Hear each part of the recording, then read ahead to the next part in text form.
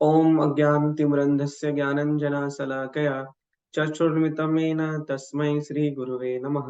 श्रीचैतन्यमनोभीष्टं स्थापितं येन भूतले स्वयं रूपा कदा मह्यं ददाति स्वपदान्तिकं।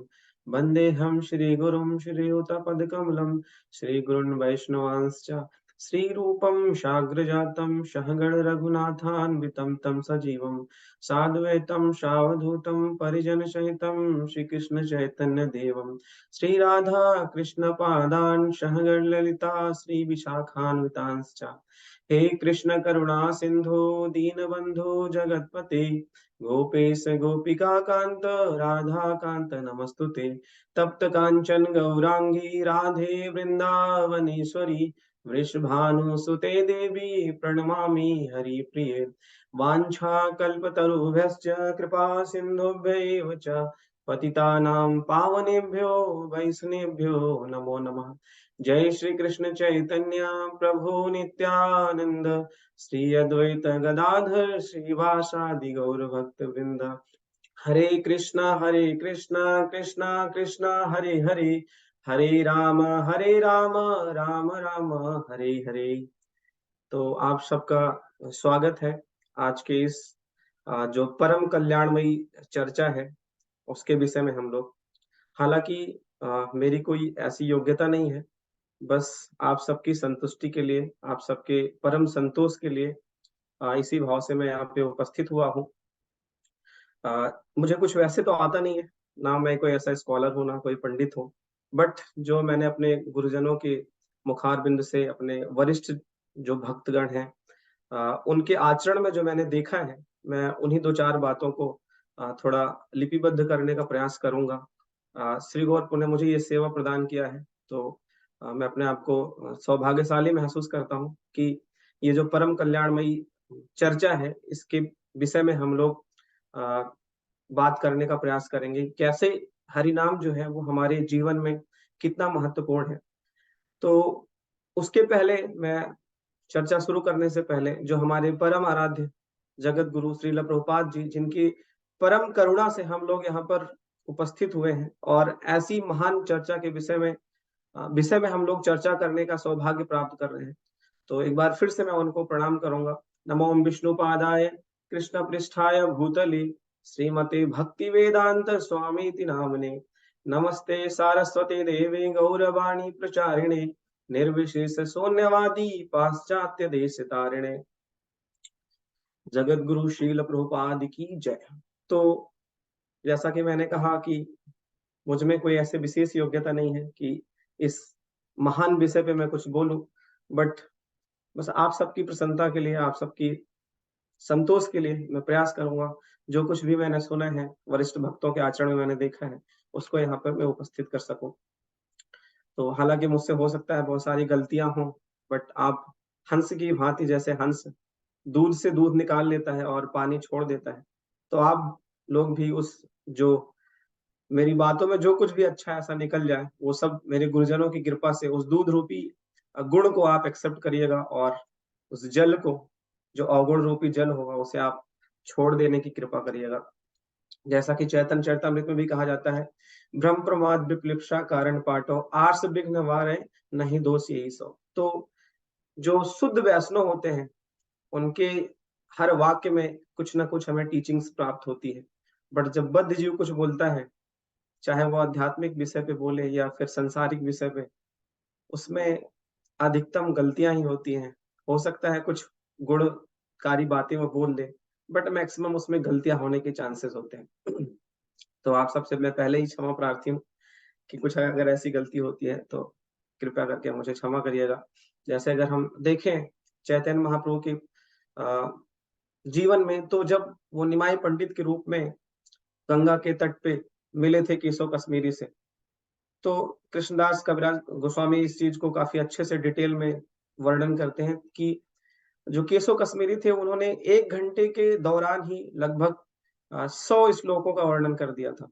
तो अगर इसको हम थोड़ा सा एनालिसिस करें तो हो गया कि 2 मिनट में लगभग 3 श्लोक। तो हालांकि हम लोग ना तो केशव कश्मीरी हैं, ना ही, बस थोड़ा सा कृपा हो गई है, उनकी दया है, हम इस पथ पर चल रहे हैं। तो इस तरीके से हम देखते हैं कि किस तरीके से प्रभुपाद ने हमारे जीवन में इतनी बड़ी कृपा की।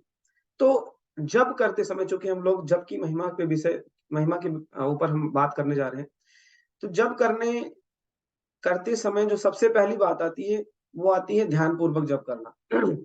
यहाँ तक कि हमारे जो हम मॉर्निंग प्रोग्राम में ये चीज बताई जाती है कि अगर हम ध्यान पूर्वक जप नहीं करते तो एक प्रकार का अपराध है। तो ध्यान पूर्वक जप करना मतलब जप की पहली अवस्था ये है कि ध्यान पूर्वक आप जप करें।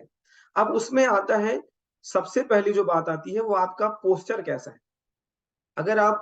अगर इसको हम रिलेट करें, जैसे मिलिट्री वाले होते हैं, तो मिलिट्री वालों को जब बोल दिया जाता है अटेंशन, इसका मतलब उनको पूरी तरीके से तैनात होना है।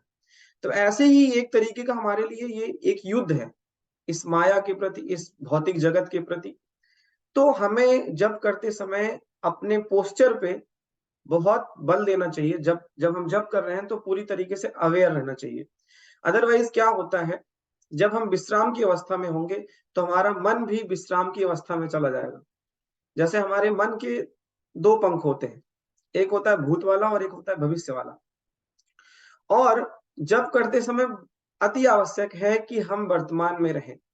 अगर इसको और डिटेल में देखें तो जिन विषय पे हम चिंता या चिंतन करते हैं, उसमें अगर हम देखें तो 60% ऐसी चीजें होती हैं जो हमारे जीवन में कभी होनी नहीं है, जिनके विषय में हम बहुत सोचते हैं। और 15% ऐसी चीजें होती हैं जो कभी अभी हुई नहीं है, भविष्य में होंगी। और 17% ऐसी होती हैं जो बीत चुकी हैं। तो 60, 17 और 15 अगर इनको हम ऐड करें, then it will be 92%। Only 8% बचता है जिनके ऊपर हम वर्तमान में रह सकते हैं। तो हम सबका ये कर्तव्य बनता है कि, चूंकि अगर आप देखें तो आजकल इस पे बहुत चर्चा होती है, यूट्यूब भरा पड़ा हुआ है, कैसे माइंडफुलनेस रहे, कैसे हम प्रेजेंट में उपस्थित हो। तो वो 8% ही चीजें हैं जिन पे हमें अवेयर होना है, सावधान रहना है, सतर्क रहना है। 8% वो चीजें क्या हैं वो देखेंगे तो हम, चूंकि हम भक्ति के पथ पर हैं, तो साधना जो है हमारे लिए अति आवश्यक है, अति महत्वपूर्ण है, बहुत ही ज्यादा फोकस करने वाली चीज है। चूंकि अगर हम देखेंगे तो जितना अच्छा हमारे जप की, हमारे साधना की क्वालिटी होती है, उतना ही अच्छा हमारा जीवन होता है।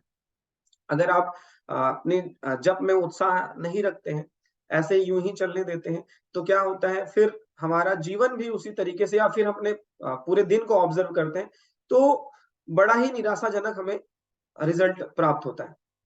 तो पहली बात होती है पोस्चर, ठीक। और दूसरा होता है प्रोनाउंसिएशन। कभी कभी क्या होता है, हम देखते हैं कि समय कम है तो हम जप को बड़ी जल्दी जल्दी खत्म करने का प्रयास करते हैं। और ऐसे में हम जो हमारे 16 सिलेबल हैं, जो 16 वर्ड्स हैं हमारे मंत्र में, उसको हम कुछ कभी कभी स्किप कर जाते हैं। तो ऐसे में फिर अपराध होने के चांसेस काफी ज्यादा होते हैं। तो बड़ा ही हमें सावधान रहना चाहिए उस 8% के लिए, कि हम पूरी तरीके से एक एक शब्द को बोलें और सुने। जैसे प्रभुपाद, एक जगह में पढ़ रहा था, प्रभुपाद कहते हैं कि chanting means speaking from mouth और hearing from ears and crying from hearts. तो ये तभी संभव हो पाएगा जब हम एक एक शब्द को बेहतर ढंग से सुनने का प्रयास करेंगे। और ये एक आदत की बात है। तो पहला हो गया पोस्चर, दूसरा प्रोनाउंसिएशन, और तीसरा आता है सुनना, हियरिंग। कितने अच्छे ढंग से हम सुनते हैं इसको। और अच्छे ढंग से हम तभी सुन पाएंगे जब हमारा पोस्चर और प्रोनाउंसिएशन ढंग का होगा। तो जब ये दोनों चीजें ढंग की होंगी तभी हम अपनी हियरिंग को अच्छा कर सकते हैं। अदरवाइज जब हम विश्राम की अवस्था में होंगे तो पूरा पूरा ये चांस है कि आप कहीं ना कहीं या तो भूत में होंगे या तो भविष्य में होंगे। तो हमें बहुत ही अपने पोस्चर और प्रोनाउंसिएशन को लेके सावधान रहना चाहिए, ताकि हियरिंग, जो हम एक एक शब्द, जो हम राधा कृष्ण को पुकार रहे हैं, एक एक शब्द हम अच्छे से बोलें और अच्छे से सुने। जैसा कि आप सबको पता है, जप की 3 विधियां होती हैं, एक होता है वाचिक, उपांशु और मानसिक। बट शुरुआत में चूंकि हम लोग वैदिक साधना भक्ति कर रहे हैं, तो शुरुआत में हमें बोल बोल के ही सुनना चाहिए। अभी हमारी वो अवस्था नहीं है कि हम वाचिक या मानसिक जप की अवस्था में पहुंच चुके हैं। हो सकता है आप में से बहुत सारे लोग ऐसे हों, बट अगर हम ऐसी अवस्था में हैं कि हम अपने एक एक मंत्र के एक एक शब्द को अगर हम पूरी तरीके से नहीं सुन पा रहे हैं, तो हमें प्रयास करना चाहिए हम बोल बोल कर अच्छे से जप करें, ताकि एक एक शब्द, मंत्र का एक एक शब्द हमारे कानों के माध्यम से हमारे हृदय तक पहुंचे। ठीक। तो अब सुनने के विषय में भूरिजन को अपने जपा बुक में लिखते हैं एक जगह कि किस तरीके से हमारा मन जब इधर-उधर भटकता है और जप को हम नहीं सुन पाते, तो उस विषय में जैसे अगर भगवद गीता में भी देखें, भगवद गीता को ही कोट करके भूरिजन को ने अपने जपा बुक में लिखा है कि अर्जुन जो कि महाभारत उस युद्ध के सबसे बड़े योद्धा हैं, वो कहते हैं कि चंचलम ही मनः कृष्णा प्रमाथि बलवदृढ़म तस्याहम निग्रहम मन्ये वायु सुदुष्करम। वो योद्धा जो उस महाभारत के युद्ध का सबसे बड़ा हीरो है, वो कह रहा है कि मैं अपने एक बाण से वायु को रोक सकता हूं, बट अपने मन को नियंत्रित करना मेरे लिए दुष्कर हो रहा है। चंचलम ही मनः कृष्णा प्रमाथि बलवदृढ़म। अब मन की क्या क्या क्वालिटी बता रहे हैं, क्या क्या अवगुण बता रहे हैं। अर्जुन कहते हैं कि चंचलम ही मन कृष्ण प्रमाथि बलवदृढ़म। एक देखो चीजें सीरीज में लगी है, पहली चंचल, फिर प्रमाथि, बल, उसके बाद दृढ़, बलवान और दृढ़। चार ऐसे कैरेक्टरिस्टिक बताते हैं जिसको लेके अर्जुन अपने मन के सामने विवश हो जाते हैं।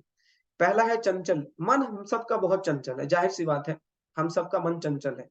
और इसको भूरिचंद को एक बच्चे से कंपेयर कराते हैं कि कैसे एक बच्चा अगर बहुत चंचल हो, तो अगर उसकी चंचलता को हम नोटिस करते हैं, तो उसकी चंचलता और बढ़ती है। अच्छा होगा हम उसे इग्नोर करें। जब एक बच्चे को हम इग्नोर करते हैं, तो जैसे अगर कोई मान लीजिए कोई बच्चा बहुत चंचल है और बहुत जिद कर रहा है किसी चीज को लेके ना, तो हम क्या करेंगे, अगर उसे इग्नोर करेंगे तो धीरे धीरे करके उसकी चंचलता वो शांत हो जाता है। फिर आगे कहते हैं प्रमाथि। प्रमाथि का मतलब होता है विचलित कर देने वाला, पागल कर देने वाला। तो हमारा मन एक तरीके से पागल कर देने वाला है। ठीक। तो अगर आगे फिर लिखा है बलवान और दृढ़, तो अगर मन को हम भूत और भविष्य के बंधन में या फिर यूं कह लें जंजीर में बांधने की कोशिश करेंगे, तो ऐसे में क्या होगा, वो और ज्यादा विचलित होगा। चूंकि प्रमाथी है, पागल है, और पागल को आप बांधने की कोशिश करेंगे या फिर थप्पड़ मार के आप शांत करने की कोशिश करेंगे, तो वो क्या करेगा, और ज्यादा उसकी चंचलता बढ़ जाएगी। बलवान है, वो तोड़ देगा, दृढ़ है, जिद्दी है, तो आपकी सारी जंजीरें तोड़ देगा। तो अच्छा क्या है कि आप इन सारी चीजों को इग्नोर करें। जैसे एक बच्चा जब बहुत जिद करता है, जब उसे इग्नोर करते हैं, तो धीरे मान लीजिए वो कुछ मांग रहा है, कोई खिलौना मांग रहा हो, तो क्या करते हैं हम, अगर थोड़ी देर के लिए उसे हम ये बोले कि बेटा शांत हो जा, तो हम तुझे कुछ देर बाद जो है चीजें दे देंगे। ऐसे ही मन के साथ हमें ट्रीट करना है। अगर मन हमारा भविष्य के चिंतन रूपी खिलौने में या भूत के चिंतन रूपी खिलौने में भग रहा है, तो हमें उसे क्या करना है, थोड़ा शांत करना है। उसे हमें बोलना है कि हम जरूर आएंगे, जरूर सोचेंगे इस विषय पे, लेकिन पहले हम अपना जप करेंगे। ठीक। तो इसके लिए भगवान आगे जवाब दे देते हैं अर्जुन को कि असंशयम महाबाहो मनो दुर्निग्रह चलम। उसके बाद अभ्यासेन तु कौन्तेय वैराग्यं च गृह्यते। ठीक, दो बातें बोलते हैं, अभ्यास और दूसरा वैराग्य। तो हमें क्या करना है, अभ्यास और वैराग्य। वैराग्य हमें उन सब चीजों से लेना है जो हमारे साधना की, हमारी भक्ति के अनुकूल नहीं है। जो प्रतिकूल है उनसे हमें क्या करना है, वैराग्य लेना है। और अभ्यास हमें उन सब चीजों की करनी है जो हमारी साधना के, हमारी भक्ति के अनुकूल है।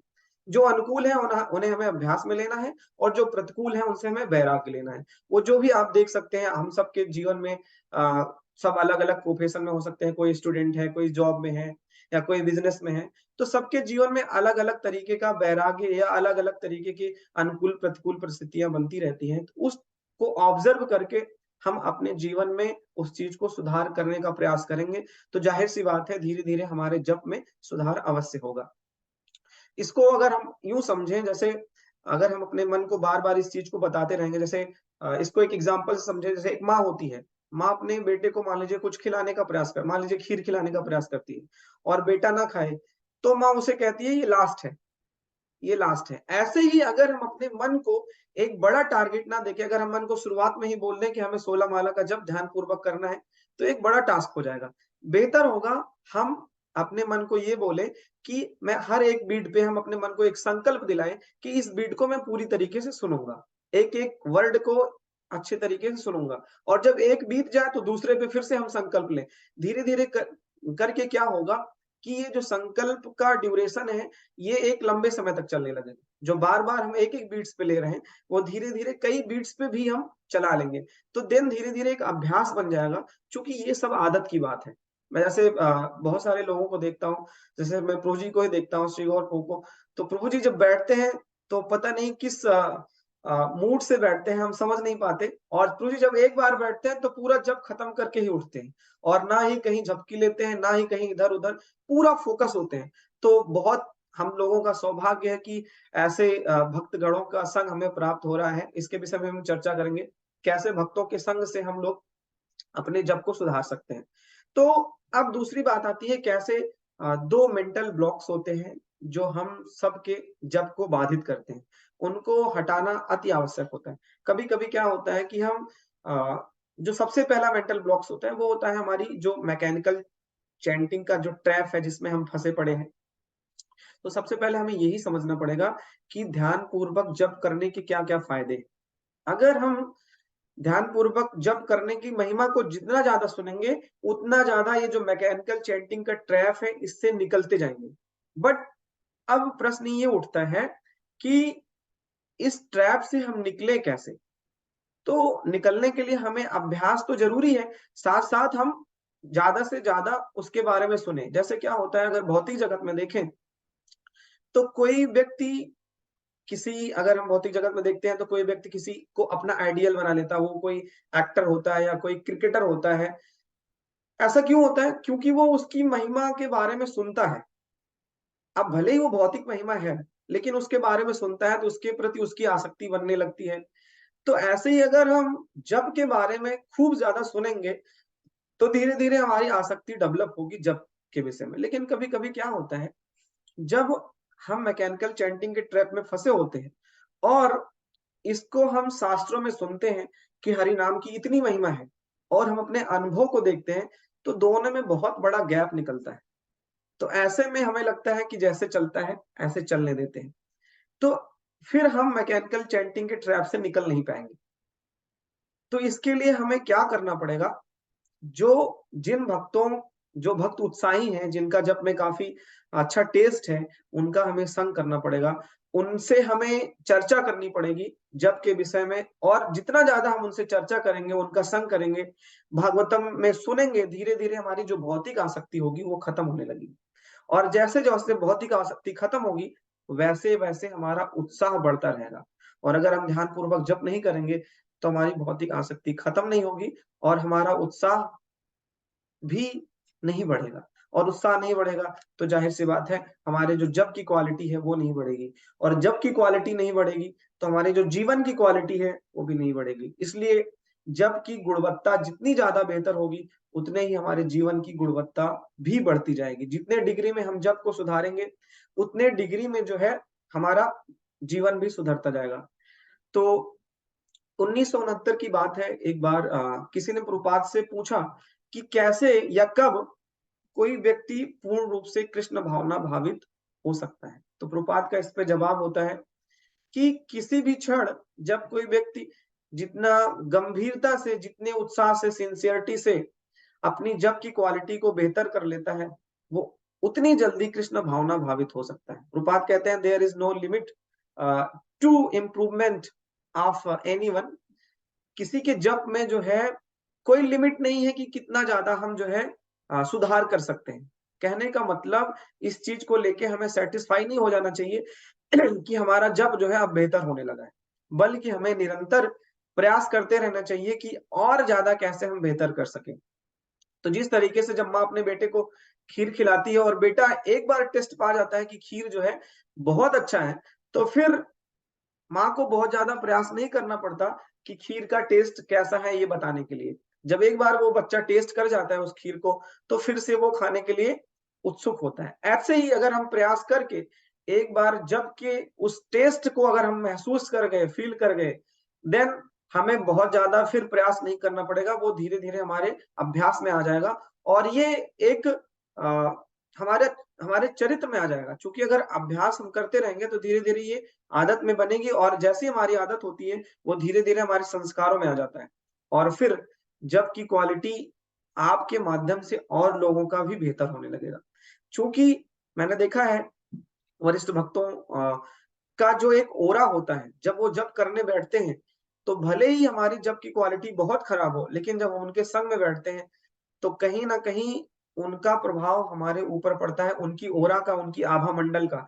और जब वो प्रभाव हमको टच करता है, उनका आभा हमें टच करता है, तो ज़ाहिर-सी बात है कि हमारे जप में सुधार निश्चित रूप से होना तय है। तो ये हम सबका परम कर्तव्य है कि हम अपने आप को भी सुधारें और साथ-साथ जो हमारे अनुगत भक्त हैं, उनके भी अ, उनकी भी साधना हमारे माध्यम से सुधरे, इससे हमें भी कृपा प्राप्त होगी और उनको भी कृपा प्राप्त होगी। तो जैसे अब इसके लिए क्या करना होगा? हमें दृढ़ संकल्प होना होगा। जैसे एनवाई में भी आता है उत्साह, निश्चयात, धैर्यात, ठीक? उसमें प्रोपार उसके इंट्रोडक्शन में ही लिख देते हैं कि advancement in Krishna consciousness is depend on the attitude of devotees. भक्तों का क्या रवैया है, क्या उनका एटीट्यूड है, उस पे डिपेंड करता है कि वो कृष्णा कॉन्शियस में कितना एडवांस करेंगे। तो हम सबका एटीट्यूड बहुत अच्छा होना चाहिए। यूँ नहीं कि हमारे हृदय की जो ग्रंथियाँ हैं, जो मैकेनिकल चैंटिंग का ट्रैप है जिनमें हम फँसे हुए हैं, उनको यूँ ही चलने देना है। बल्कि हमें निरंतर प्रयास करते रहना है, ताकि हम जो है अपने जप को और बेहतर कर सकें। जैसे अगर हम देखते हैं जैसे हमारे जो वरिष्ठ भक्त हैं वो बताते भी हैं कि जितना ज़्यादा हम प्रयास करते हैं, उतनी ज़्यादा हम कृपा के पात्र बनते हैं। और जब हम कृपा के पात्र बनेंगे, तो ज़ाहिर-सी बात है हरि नाम हम पे कृपा ज़रूर करेंगे। चूँकि ये सब बातें क्यों होती हैं? अगर हम देखें तो हम अन्य जितनी चीज़ें जैसे प्रसाद की क्वालिटी को लेके हम बहुत बात करते हैं कि प्रसाद की क्वालिटी बेहतर होनी चाहिए, बेहतर इंग्रीडिएंट्स यूज़ होने चाहिए। तो जब हम प्रसाद को लेकर या फिर अन्य चीज़ों को लेकर हम क्वालिटी बेहतर होने की बात करते हैं, तो क्यों ना हम अपने जो हमारे जप है, जो हमारे एक्चुअली देखा जाए जैसे हमारे गुरु महाराज हिज़ होलीनेस गोपाल कृष्ण गोसे महाराज कहते हैं कि हमारी पूरा जो कृष्ण भावनामृत हमारा जो जीवन है, वो पूरा का पूरा हमारे जप पे निर्भर करता है। तो हम सबका ये परम कर्तव्य है कि हम अपने जप की क्वालिटी को बेहतर करें। और जैसा कि मैंने बताया पोस्चर, प्रोनंसिएशन, हियरिंग इन सबको अगर एक-एक करके अगर हम सुधारने की कोशिश करेंगे, तो ज़ाहिर-सी बात है हमारे जप में धीरे-धीरे इम्प्रूवमेंट होने लगेगा।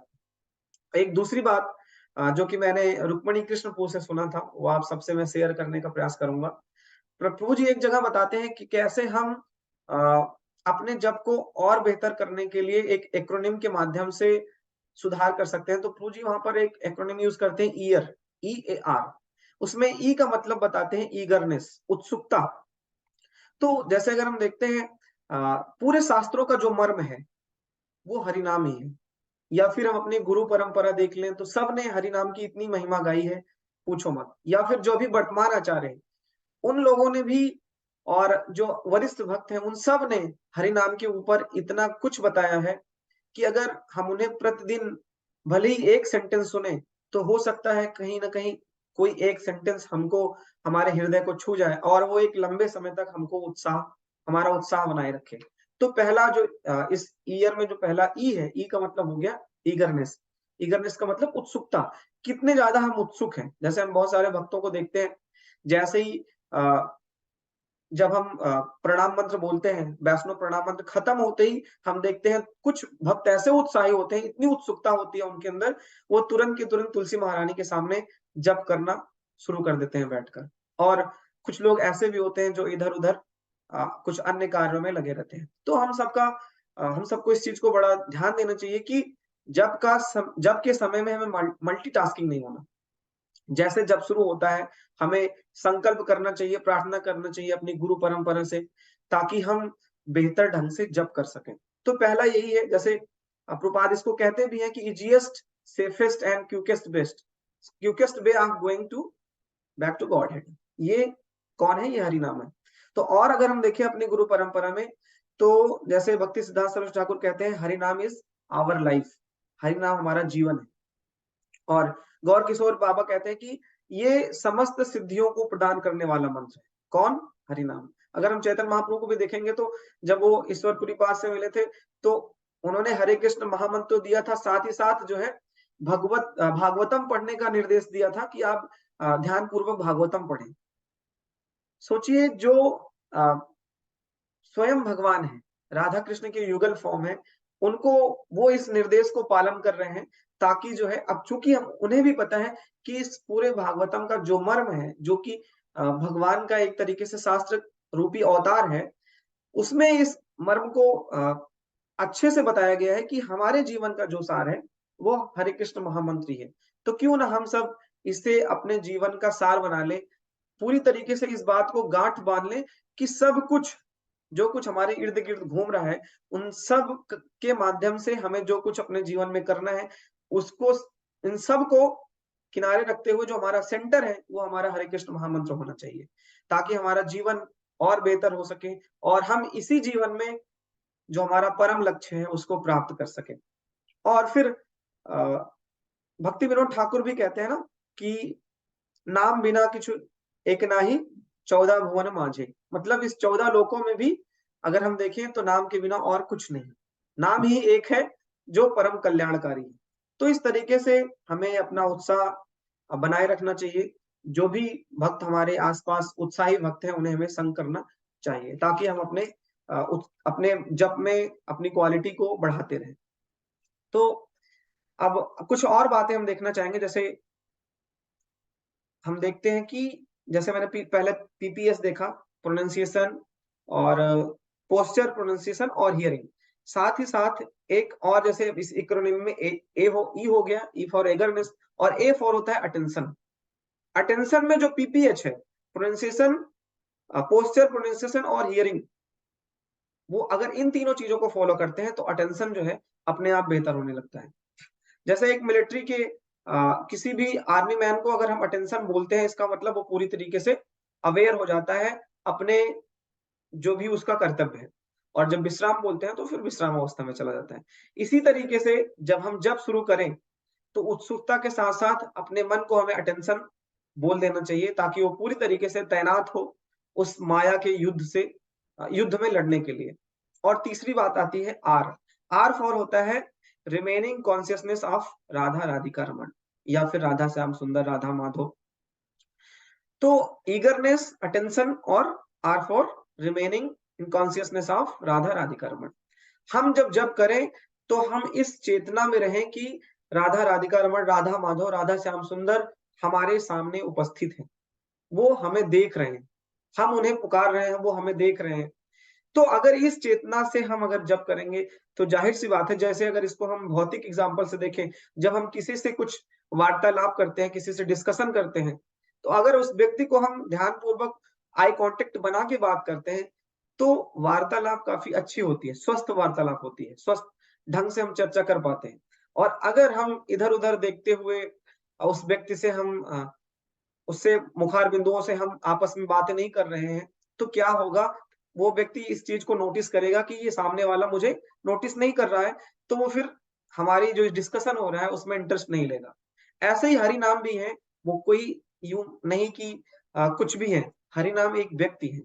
अगर हम पूरी तरीके से उन पे अटेंशन देंगे, उनको हम यूं समझे कि वो हमारे सामने उपस्थित हैं, तो जाहिर सी बात है हमारी चेतना अपने आप उस तरीके की डेवलप होगी कि हम अपने जप को बेहतर कर सकेंगे। तो लास्ट में मैं कुछ और 6 बातें बता के, इसको भी मैंने रुक्मणी कृष्ण से ही सुना था। जैसे वो बताते हैं कि 6 ऐसे माध्यम हैं जिनसे हम अपने जप को बहुत अच्छा कर सकते हैं। पहला है, हम ज्यादा से ज्यादा, चूंकि अभी हम देखें तो बहुत सारी बुक्स हमारे पास अवेलेबल हैं जिनमें हरिनाम की महिमा के बारे में, जप को सुधारने के बारे में दिया गया है। तो हम डेली कुछ ना कुछ 1 लाइन 2 लाइन सुने या पढ़ें। और हम देखते हैं कि हमारे मंदिरों में भी मॉर्निंग प्रोग्राम के दौरान जप की कुछ महिमा बताई जाती है, तो उसको भी हमें सुनने का प्रयास करना चाहिए। ऐसा नहीं कि उस दौरान हम कहीं और चले जाएं। हो सकता है कोई एक सेंटेंस, कोई एक बात हमारे हृदय को टच कर जाए और हमारे जप में एक लंबे समय तक उसका प्रभाव बना रहे। तो पहला ये है कि फर्स्ट बात कि हम अच्छी जप के बारे में सुने या फिर जप के बारे में पढ़ें। डेली, प्रतिदिन हम कुछ ना कुछ सुनना पढ़ना हमें चाहिए। और दूसरा है कि हम शास्त्रों का अध्ययन करें, क्योंकि शास्त्रों का मर्म ही हरि नाम है। और जितना ज्यादा हम शास्त्रों को जितना बढ़िया से हम पढ़ेंगे, जाहिर सी बात है हमारी भौतिक आसक्ति छूटेगी, और जैसे जैसे हमारी भौतिक आसक्ति छूटती जाएगी, हमारी हरि नाम के प्रति आसक्ति बढ़ती जाएगी। बेसिकली हम देखते हैं कि आजकल यूथ में जो है डिस्ट्रैक्शन बहुत है। यूथ आता है हमारे पास और कहता है कि इस प्रकार की डिस्ट्रैक्शन है, उस प्रकार की डिस्ट्रैक्शन है। एक्चुअली डिस्ट्रैक्शन नहीं है, हमारा अट्रैक्शन पॉइंट है वो गड़बड़ है। तो अगर हम अपने अट्रैक्शन पॉइंट को बेहतर कर लें तो अपने आप डिस्ट्रैक्शन दूर हो जाएगा। समस्या पे बहुत ज्यादा फोकस करने के बजाय समाधान क्या है उस पे फोकस करें तो समस्या यूं ही टल जाएगी। तो पहला है जप के बारे में सुनना पढ़ना, और दूसरा है शास्त्रों का अध्ययन। तीसरा है उत्साही भक्तों से हम बातचीत करें, वार्तालाप करें जप के बारे में, कृष्ण के बारे में और अन्य चीजों के बारे में जो हमारी भक्ति से संबंधित है। और चौथा है उत्साही भक्तों के संग जप करना। और पांचवा है प्रार्थना करना, प्रिपरेशन करना। जब हम जप करने बैठे तो यूं ही नहीं बीट बैग में हाथ डाला और जप करना शुरू कर दिया, बल्कि हमें जप करने से पहले अपने गुरु परंपरा को याद करना चाहिए, उनसे आशीर्वाद की कामना करनी चाहिए कि ये जो हम जप करने जा रहे हैं ये आप सबकी प्रसन्नता के लिए, आप सबकी सेवा के लिए है। तो हमें आशीर्वाद दीजिए ताकि हम बेहतर से बेहतर जप कर सकें। और तीस जो लास्ट है छठा, वो हर बार अपने आप को याद दिलाएं कि मैं किसको पुकार रहा हूं और क्यों पुकार रहा हूं। अगर इस बात को हम याद रखेंगे, जो छठी बात है, किसको पुकार रहा हूं और क्यों पुकार रहा हूं, तो अपने आप हमारा जप बेहतर हो जाएगा। इन्हीं बातों के साथ मैं अपनी वाणी को विराम दूंगा। अगर मुझसे कुछ गलती हुई हो तो उसके लिए मैं क्षमा चाहता हूँ। Thank you so much. बहुत बहुत धन्यवाद, बहुत बहुत धन्यवाद प्रभु जी। बहुत ही सुंदर तरीके से आपने समझाया कि कैसे हम जब को इम्प्रूव कर सकते हैं, कैसे प्रेजेंट में रह सकते हैं। एक्रोनिम के माध्यम से इतने सारे आपने एक्रोनिम दिए, कैसे अटेंटिव चैंटिंग होनी चाहिए भगवान के लिए, अट्रैक्शन होना चाहिए डिस्ट्रैक्शन से दूर, कैसे हमें भक्तों का संग करना चाहिए, उसके बारे में पढ़ना चाहिए, शास्त्र पढ़ने चाहिए जो हेल्प करेगा। सब आचार्यों का यही कंक्लूजन है कि चैंटिंग हमारी स्पिरिचुअल लाइफ की सबसे इम्पोर्टेंट विषय वस्तु है। तो प्रभु जी, अब मैं अगर आपकी आज्ञा हो तो कोई अगर प्रश्न हो या कमेंट हो डिवोटीज के, वो आलोक प्रभु जी का एक प्रश्न है, उन्होंने हाथ ऊपर उठाया है। Yes sir. आलोक प्रभु हरे जी। कृष्ण प्रभु जी, दंडवत प्रणाम Prabhu ji. First of all thank you very much for this wonderful session. Prabhu ji, मेरा क्वेश्चन ये है कि प्रभु जी, जब हम जप करते हैं तो जैसे हमको पता है कि हर क्रिया के प्रति विपरीत एक प्रतिक्रिया होती है, तो नाम जब हमको रिस्पॉन्ड कैसे करता है प्रभु जी? मतलब हम कैसे चेक करें कि नाम हमारा हमको रिस्पॉन्ड कर रहा है प्रभु? तो ये एक्चुअली क्या है कि जैसे आपने कहा कि प्रत्येक क्रिया की एक प्रतिक्रिया होती है। तो शुरुआत में जैसे आज सुबह अ, मैं थोड़ा सा सुन रहा था इस बारे में। तो शुरुआत में कभी कभी क्या होता है, जब अगर इसको यूं समझे हम, जैसे एक लुहार होता है, लुहार, और एक सुनार होता है। सुनार के पास भी एक हथौड़ी होती है और लुहार के पास भी हथौड़ी होती है। तो सुनार की हथौड़ी बड़ी हल्की होती है और लुहार की हथौड़ी बहुत ही मजबूत और काफी भारी होती है। दोनों में काफी अंतर है। तो ऐसे कभी कभी क्या होता है, शुरुआत में जब हम जब करते हैं तो रेसिप्रोकेशन नहीं होता, क्योंकि अभी हमारी, और चूंकि हम लोहे पे मार रहे हैं, जो हमारी गंदगी जमी हुई है हमारे हृदय में लोहे रूपी, उसको हम सुनार की हथौड़ी से मारेंगे तो नहीं जाएगा, और लोहार की हथौड़ी से मारेंगे तो धीरे धीरे करके वो खत्म होता है। तो यूं ही अगर गुरु जी हम अभ्यास में लगे रहेंगे, दिन प्रतिदिन, हमें छोड़ना नहीं है, बस लगे रहना है। तो एक वक्त के बाद हमें जब वो टेस्ट महसूस होगा, तो जाहिर सी बात है हमें कुछ ना कुछ तो टेस्ट महसूस हुआ है, तभी हम जब बराबर कर रहे हैं। लेकिन अगर इसको हम निरंतर बनाए रखेंगे तो एक ना एक दिन हम पूरी तरीके से उस टेस्ट को महसूस कर पाएंगे जिसके बारे में हम शास्त्रों में पढ़ते हैं और अपने गुरुजनों से, अपने वरिष्ठ भक्तों से सुनते हैं। तो मुझे यही रियलाइजेशन है। बाकी अभी बहुत ज्यादा तो मुझे इस बारे में पता नहीं है कि किस तरीके से और होगा। बाकी मैं श्री गोरखपुर से अनुरोध करता हूँ कि कुछ इस विषय में आप बताएं मुझे। नहीं नहीं, आपने बहुत अच्छा समझाया Prabhu ji, very nice, thank you very much. अति सुंदरी माता जी, आप अपने आप को अनम्यूट कर सकती हैं, यू कैन अनम्यूट योरसेल्फ। हरे कृष्णा प्रभु जी, दंडवत प्रणाम प्रभु जी। बहुत सुंदर सेशन था प्रभु जी। मेरा प्रश्न है, जैसे आपने शुरुआत में एक चीज बताई कि हम लोग कभी जल्दी में होते हैं और अपने जपा को बहुत जल्दी जल्दी करके बस कि आज के राउंड्स खत्म करने हैं, और ऐसे करके हम अपराध कर पाते हैं क्योंकि उन 16 सिलेबस को सुन नहीं पाते हैं। तो उस केस में हमारा क्या मूड होना चाहिए और क्या करना चाहिए? क्योंकि वो होता है प्रभु, बिल्कुल प्रैक्टिकल है कि जैसे हम लोग एक कभी कभी घर में बहुत सेवा होती है, मंदिर में बहुत सेवा होती है ना? तो ऐसा बहुत होता है प्रभु जी, तो बताइए क्या करना चाहिए? हरे कृष्णा। माता जी, इसको जहाँ तक मैं समझ पा रहा हूँ, ये डिपेंड करता है प्रायोरिटी किसे दे रहे हैं।